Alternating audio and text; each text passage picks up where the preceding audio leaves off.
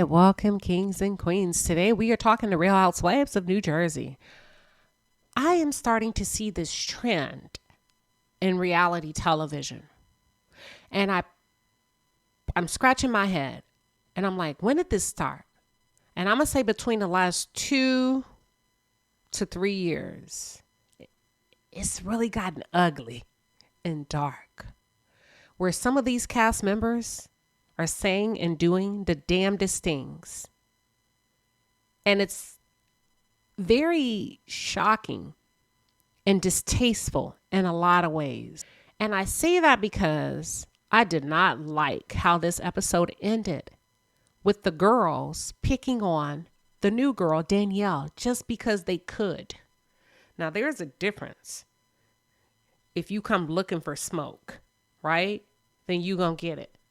But Danielle hasn't done anything to any of you to deserve you all talking about her family and making up shit that you cannot verify and or validate. And Melissa Gorga, you're some kind of wonderful. Because I really felt like as you were sitting there telling her verbatim what was being said about her and her brother's relationship, if I didn't know any better, it almost appeared as if you were enjoying making her uncomfortable, making her feel like she was not welcome and or accepted into the group dynamic. I didn't like that.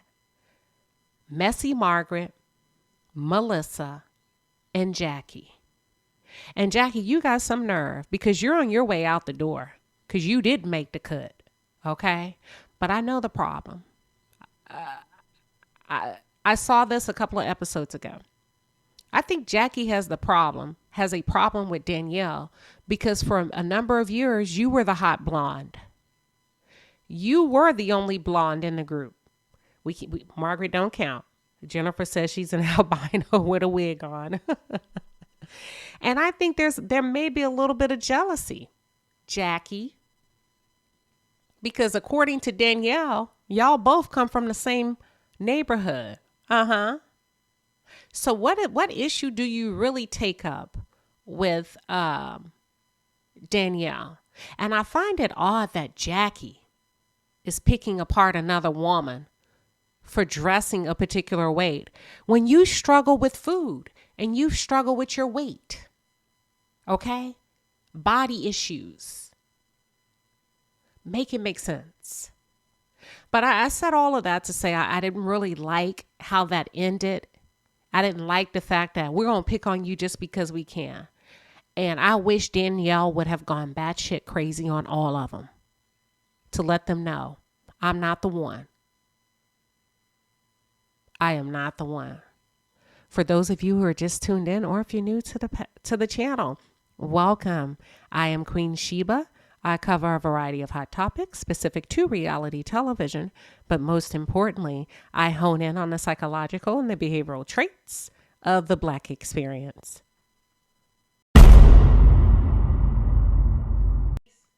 Now let me rewind and start this review off properly. That was a rant. What I just did, that was a rant. So let me go back and walk you through how they started this episode off.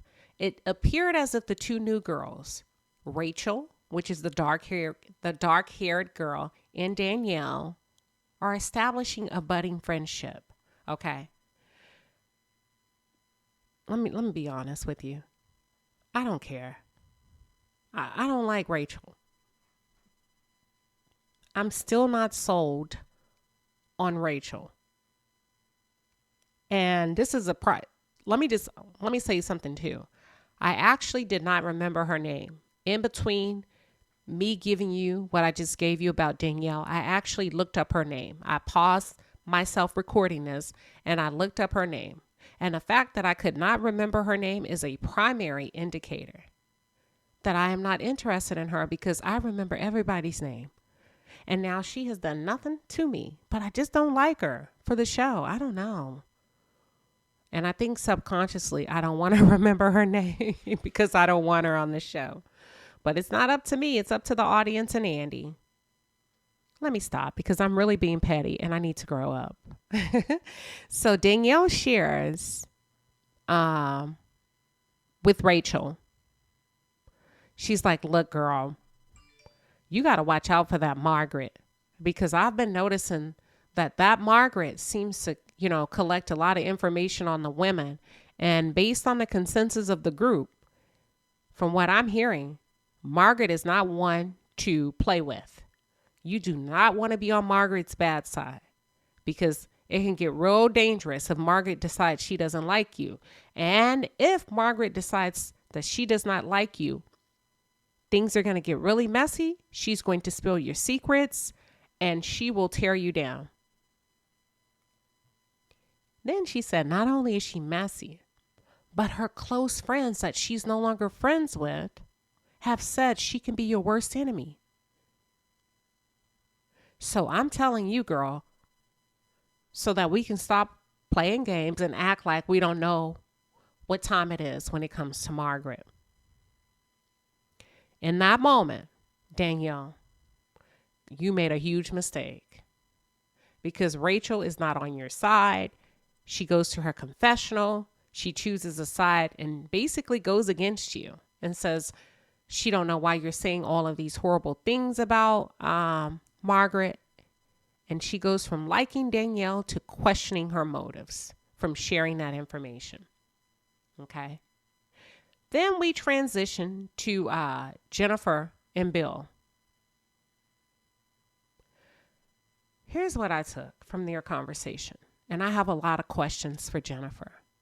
My first question is, Jennifer, do you have a true and a solid understanding of who you are married to?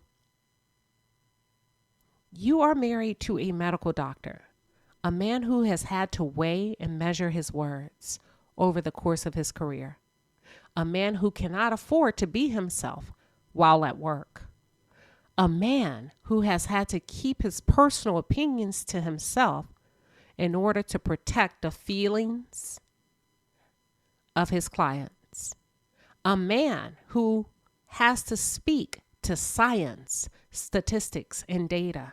And yet you're asking him, what does he feel? Probably not a lot, Jennifer. And that's why I ask you, do you understand who you're married to? The question that you put in front of him is outside the box for him. And this is where true understanding comes in, right? They said in science, this is a fact, that most of us tend to be only concerned with ourselves, what we need, what we think, and what other people can do to make us happy, not truly understanding others around us. And I think Jennifer does not understand Bill. Jennifer, you got to think outside the box if you want to keep this marriage intact. If you really want your husband to be able to speak to what he's feeling, move out the way. Allow him to have a bit more say in the children's rearing, the children's, parenting. It'll make great practice for him. And it will help him to grow his emotional muscles. Y'all, you can be married to somebody for years and never know them. Like that song, if you don't know me by now, you will never, never, never know me. Ooh. And I think that just may be the case between Jennifer and Bill. I don't think Jennifer really knows her husband. I think she's feeling frustrated because she feels like she's not getting what she needs from him. But Jennifer, in order for you to get what you need from him, you have to take time to get to know him. Okay. Last scene of the night, Melissa Gorga hosts a luau. A luau that she's hosting in her beautiful Jersey Shore home. Okay. To which her sister-in-law is not invited. Whew. Listen. Are we there yet? Because y'all are grown ass men and women, and y'all are continuing to repeat the same old storylines. Melissa, you need to keep it real. You have no interest, you and your husband, of repairing the broken relationship with Teresa. I think we would all have more respect for you if you just came out and said, listen, she's been a bitch to me. And guess what? No, ma'am. Like Nene Leak says, the door is closed. I can respect that. But all of this, she didn't invite my mother to her wedding. She didn't invite me to her wedding. Girl, this is mutual combat at this point. But anywho, she did not invite Teresa. They have a beautiful home, by the way. They have a beautiful home. Beautiful, beautiful home. But I find it funny that as they are each couple and the people that do have the homes in Jersey, you know, the ones that have the homes, as they're pulling up, that production labels the homes as the women's homes. Okay, listen. It says Melissa's beach house, Rachel's beach house, Jennifer's beach house. Stop it. Because none of them work. And we know that those homes are paid for by their husbands. I just wanted to call that out. Rachel has a lovely beach house, and so does Melissa. Now, here's the thing. Jennifer, what did you and Bill buy? Because they showed your new beach house. No, ma'am. No, ma'am, Pam. You should have hired somebody, as much money as you claim that y'all have. Cut back on your Chanel earrings, girl, and get somebody. You should have had somebody come in there and paint those walls. You should have had somebody to come in and, girl, those comforters. I'm going to just leave it at, go back and watch the scenes. I would not have been comfortable. And I'm not a millionaire. I'm not as rich and wealthy as they are. But I guarantee you what, if I were shooting a reality show in my house, my rooms would be up to par. It wouldn't be that. But in true fashion, as the party gets started, Margaret and Melissa make their storyline once again about Teresa. And how Teresa did not invite her to the wedding, or her parents were not invited to the wedding, blah, blah, blah. I'm over it. Melissa, let me set the record straight. Really quickly. Your mother did not get invited because she's your mother and not Teresa's mother. Number one. Number two, your mother did not get invited because she talked shit about Teresa. Your entire family did. They established a smear campaign on Twitter, and Bravo showed the receipts. So let's not sit there, Melissa Gorga, like you and Joe Gorga tend to do, and mislead the audience as to you have no idea why Teresa is behaving the way she's behaving. I never knew your mama went in on Teresa and your sisters, because Teresa says she never said anything. But because production put her on the spot in her confessional, she's like, I guess I'll tell the truth. So stop it, Melissa. Point blank, period. Simple. Stop. But then Teresa doesn't help the situation either, because she picked up where she left off. She talked about her not being invited to her brother's house with Jennifer and all of them. So I don't know. It's just, Jersey, where are we going with this? Where are we going with this? Because Margaret continues to talk about Teresa, digging and probing Rachel. What did she say about me? Oh, I'm not to be trusted. And Teresa, let your ass know in your face. I didn't say anything that bad. I said you make a better friend than an enemy. And I told her she better watch her back if she ever ticks you off. And then Rachel recanted. But let me tell you something. I did not hear a word Rachel said, because I was looking at the tip of her nose the entire time. Is that a real nose? And I'm not trying to be funny. I'm not trying to be shady. I'm not trying to be messy. Is that a real nose?